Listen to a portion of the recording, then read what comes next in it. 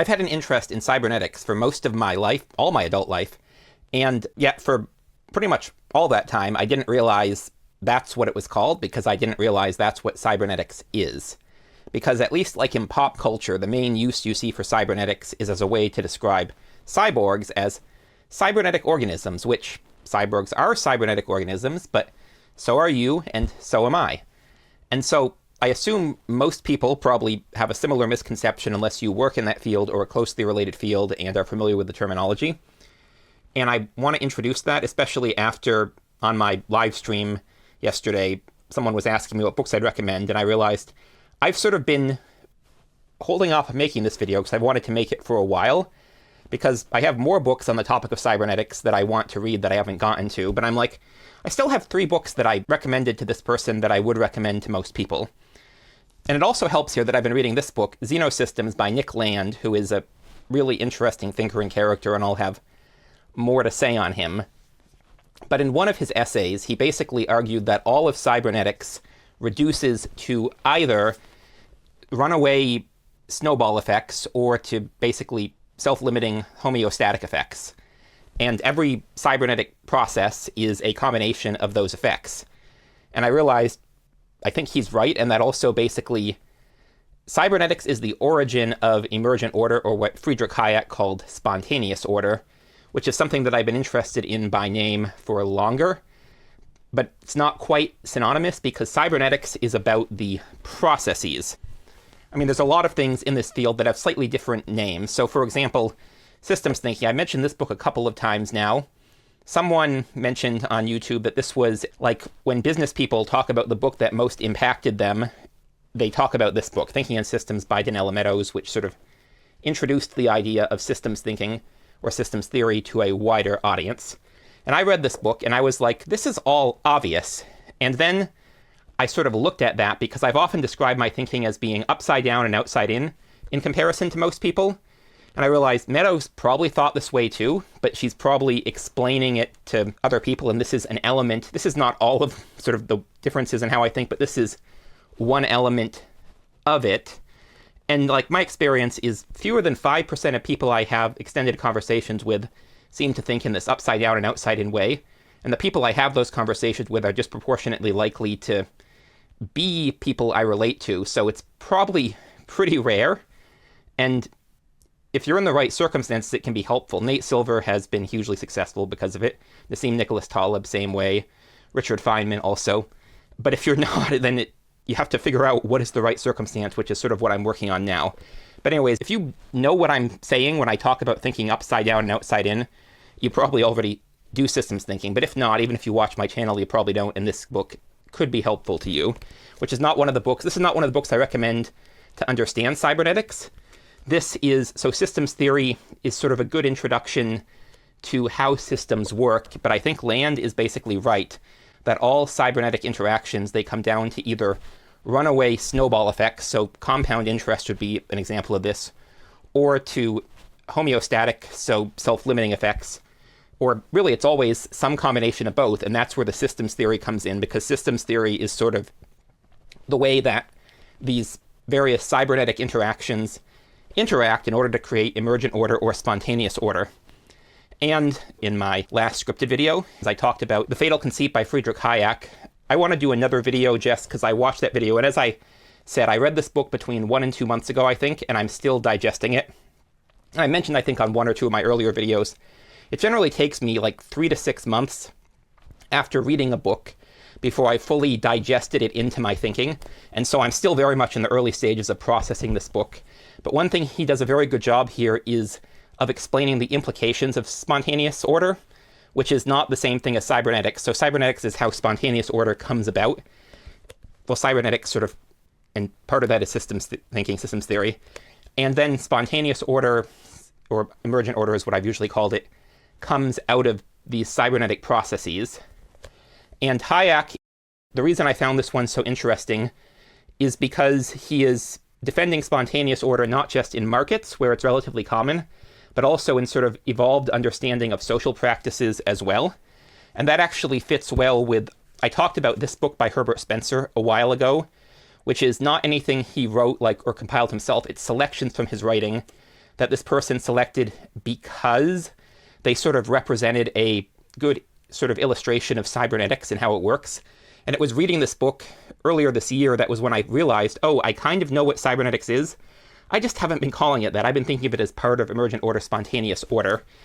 And I definitely want to read more of Spencer, like his whole works, but this book was sort of interesting as an introduction there, but it's not, again, not one of the ones I recommend because it's out of print and it's sort of selectively edited for the time this book came out was sort of early in the development of the formal field of cybernetics, but you saw a lot of people sort of describing cybernetic processes before then. And two of the big ones are Adam Smith in The Wealth of Nations and Charles Darwin in The Origin of the Species.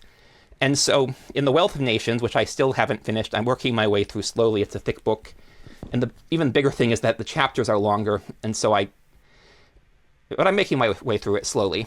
But anyways, Adam Smith is basically setting out to explain how you get sort of positive externalities from people acting selfishly. Because you can obviously have people acting selfishly in ways that harm other people, right? And you can have people acting selflessly, altruistically in ways that help other people. And you can have people acting selflessly in ways that harm other people. But he was like, and I think he had some taxonomy of these, or someone following up on him did. But he's like, but no one has really looked at the accounts of, and I don't know if he said in this way, I'm sort of paraphrasing in hindsight, he's setting out to explain how people acting selfishly can have emergent properties that actually create positive externalities that help people. And that's sort of the emergent order of the cybernetic effects of human social and economic organization. And then if you're familiar with Darwinian evolution, theory of evolution by natural selection, Darwin is basically sort of talking about how organisms can evolve. In evolution, like I think back to Aristotle, people have postulated organisms might evolve, but it was always a teleological evolution. As I mentioned in my last video, I think you can make a case that there's a teleological or at least pseudo-quasi-teleological element that Darwin didn't pick up on, but that's sort of at the higher level explaining how natural selection works, why it works this way. And at the more immediate level of how organisms evolve, natural selection is basically a cybernetic explanation. Basically, if you have variance in a population, and this was pre-genetics, and I've seen people try to argue that Darwin couldn't have worked without Mendel, but I think it's actually more impressive that Darwin figured out what he did without knowing modern genetics. And it turns out a lot of genetic stuff isn't really Mendelian anyways, although he did sort of set us on the process to identifying genes, but also epigenetic factors. And there's a whole kettle of fish to get into here. But so you basically, if you have this variation in genes between organisms that produce some phenotypes which benefit an organism to passing on its genes more, that trait will grow more, like you'll have more of it in the population over time in general. And over time, you can accumulate huge differences. And so this is basically a cybernetic principle. And obviously, evolution by natural selection is biological, but we can use evolution for other things too. And so sociological evolution, which Adam Smith sort of is discussing in economics, and then Herbert Spencer, from what I can see, in sociology as well. And I think this is one of the reasons Herbert Spencer gets it called a social Darwinist, is because he is basically arguing for sort of a cybernetic account of sociological development and why we've sort of gone as humans from living in tribes to living in large nation states, industrialized nation states, at the time he was writing. And so these are just all examples of how cybernetics operates, and again, seems to basically stem from these two principles of, well, maybe call it three, because they're principles in systems. You have interactions that will either have runaway effects or self-limiting homeostatic effects. And between those two, and in systems and interaction, you get emergent order, you get spontaneous order. And I've been trying to think about whether you can have this without cybernetic principles. Like, I don't know if any of you, I'm sure most of you actually probably, or at least many of you are familiar with Conway's Game of Life. But ultimately, if you think about lands, sort of there's two versions of cybernetics, or two elements, which are homeostatic, so keeping stuff the same, and runaway effects. Then I think Conway's Game of Life, because you basically cells either grow or die, is ultimately these same two principles in conflict in a way that creates an interesting cybernetic phenomenon on a very simple, basic level. And then I'm thinking about, okay, well, what about Roger Penrose tilings? Because that's an emergent, like, interesting complexity as the result of basic principles, but I'm not sure it counts as emergent order, with Penrose tilings. And also, Penrose tiles were carefully designed, so in some ways it's almost the antithesis of emergent order, where you had someone trying to design a very specific phenomenon which, when repeated, would never repeat itself the same way twice, which is, maybe it's runaway. I'm still debating whether this is, maybe someone who knows more about cybernetics can clarify, but anyways, I wanted to talk about this sort of, this is what cybernetics is a little bit, which is, it's basically these principles of like systems of feedback and how they develop spontaneous order. And then I wanted to go over the 3 books that someone asked me in the live stream yesterday what I would recommend, and I realized I recommended all 3 of these to people for the same principle of basically explaining cybernetics. And 2 of them are books that were in my video, my most recent upload last Friday. And then one of them is new, and that is Gaia. I've talked about it before, but Gaia by James Lovelock, which basically talks about sort of homeostatic principles in Earth. And he argues 2 things in particular I remember are that the ocean has been as salty as it is consistently for most of Earth's history, which, given that rocks keep eroding, you might expect it would get saltier over time. And part of this is that salt gets like lost, subducted down, but it's also part of that there's organizations taking salt out of the water. And then similarly, I believe he talked about like the Earth should be getting warmer over time because the sun's output is heating up. But something, by pulling more carbon dioxide out of the atmosphere, has been keeping Earth's temperatures relatively constant at about the right point to have liquid water across most of the Earth. And in xenosystems, Nick Land actually argues that on account of this, basically the Earth is slowly dying because at some point carbon dioxide is going to get too low for plants to function. And so he's arguing that, yeah, okay, we might be able to solve global warming by pulling carbon out of the atmosphere, putting less in, but that's putting us back on the path to a planet that is slowly dying, because eventually this can't keep working. And it would be better if we could find other ways to cool the planet without pulling carbon out, which is an interesting take that I haven't seen before, and I don't know that it works short term, but it's certainly, because that's like an ultra long-termism take, and I tend to be very critical of ultra long-termism, like I've said many times at this point. I think we should be thinking about things like 3 generations back, so living memory back, 3 generations forward, because 3 generations back is about as long as you remember people who aren't like famous and sort of immortalized, mythologized. 3 generations forward is about as long as most of us will be remembered. And that's the frame we should think about. But it still doesn't hurt to think about the far future as long as you're not letting that try to override everything, which is where I think you have an issue.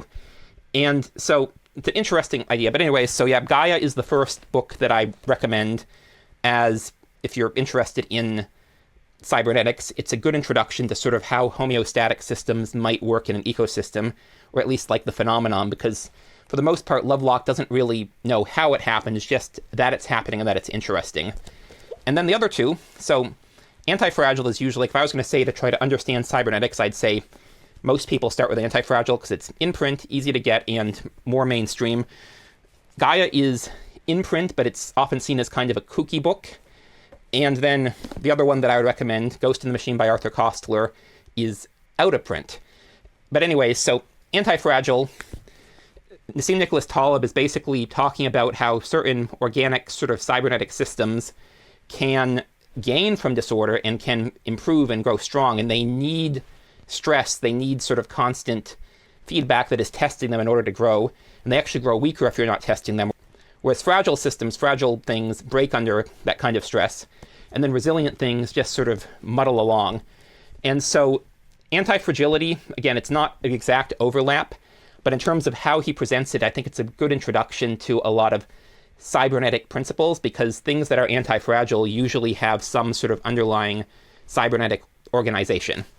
And then the final book that I recommend to people sort of consistently, as if you're interested in cybernetics, and this is one I've also mentioned, at some point I want to make a video, read these books to understand AI that are not about AI. So this one is Arthur Koestler, Ghost in the Machine, and he is talking about this idea of holons and holarchy. And one of the early parable stories he talks about is the idea of these 2 watchmakers, Bios and Mechos. And so Mechos, he builds, so they both make these watches that are very popular. But then as they become more popular, as there's more orders, Mechos stops being able to produce any watches while Bios keeps producing more and scales up. And why is that?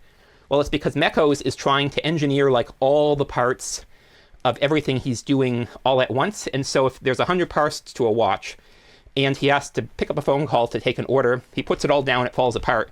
And eventually he's getting so many orders that he can't take a phone call anymore, which is interestingly, that's kind of a cybernetic, like self-limiting feedback system. And that sort of me with comments is as like I got more and more comments, I ended up not responding to any comments because I didn't have a good system for that. And it might end up being with live streams too. Like right now, small number of people attending, and so it was nice, and I'm going to probably do one in July and one in August. But if I end up having, like, I don't think I would ever be happy as like a huge streamer where I can't keep track of everybody. So if I get hundreds, thousands of people on my live streams, I'd probably do it less for a similar reason. But anyways, and then BIOS is doing these things modularly, so they're sub-assemblies. So you put like 3 parts together, and then you put those 3 parts together with 3 other sort of sub-assemblies, and so on. And so that can scale, because if you have to pick up the phone to take an order, then you can put down and you just lose the sub-assembly or the assembly of sub-assemblies or whatever. And so so humans are composed of like organs, which are composed of cells, which are composed of organelles, right? And then those are composed of smaller like proteins and lipids. And then going in the other direction, humans, we form parts of societies, parts of ecosystems. And there's so much interesting in this book, and it's a shame it's out of print, although I'm hoping since it was like a bestseller in its time, it's going to be still easy for people to get. But anyways, this is the book, the 3rd book that I recommend for people that I've read, as I think it's a good introduction to a lot of sort of cybernetic principles and getting an understanding of what cybernetics is and how it works. And there's other books I've read on the topic, but either I don't remember them as much, or I think they're less directly on it. These were just, I've had people ask me before, even before this live stream, I've had people in person ask me, and I've been like, I would recommend, again, these 3 books of Ghost in the Machine, Anti-Fragile, and Gaia.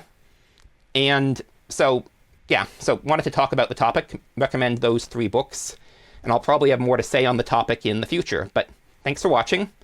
I'm Magpie, and I'll see y'all in the next one.